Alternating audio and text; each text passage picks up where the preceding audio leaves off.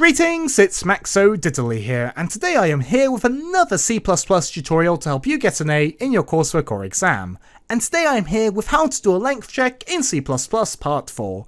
So you don't need to watch the other tutorials, but there's an eye up in the corner for a playlist on how to do other types of length checks. In this tutorial, we'll be checking if the length of a string is not equal to a certain value. If it's not equal to that desired value, then it's true. Otherwise, it's going to be a false. So it's the opposite of what we did in the last tutorial. So let's get into it. The first line of code, string user input equals Jeff, is representing user input. This tutorial does not teach you how to get user input, only how to validate it. After that, we're going to do cout, arrowheads, bool alpha, arrowheads, length check, user input, and 5. Don't worry about this bit of the code, we'll go over that in a moment. Bool alpha will basically mean our booleans are printed as true or false as opposed to 0 and 1, because by default in C++ a boolean is printed with 0 and 1 representing false and true. However, with bool alpha it's printed as true or false, and cout is just printing stuff to the console. So let's get into defining the length check. And also make sure you include IO, stream and string. So this is our length check. So we do bool because we want to return a true or a false.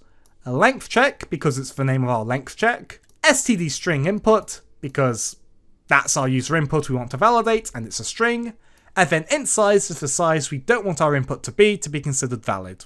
Then we can do return input.length not equal to size. So return is going to return a boolean to whatever we called the function, which is down here. Input.length is going to get the size or the length of the string as an integer. And then we're going to check if it's not equal to a size. So in programming, exclamation mark means not. So instead of doing double equals, we do an exclamation mark then equals because it's not equal. And then we do size. So let's say we do the input of Jeff, which is 4 characters long. And then we do a size of 5. We're going to check if 4 is not equal to 5.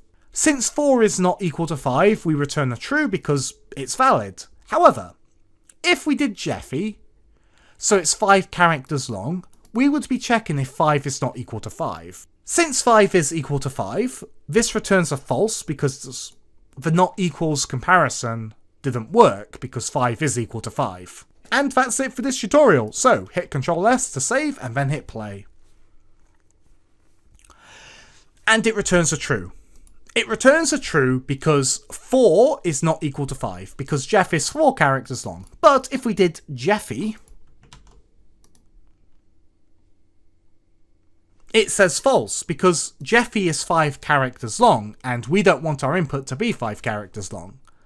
So it returns a false. But anyway, that's it for this tutorial. Be sure to leave a like and a comment if you enjoyed and subscribe for more C++ tutorials. Thanks for being a great audience.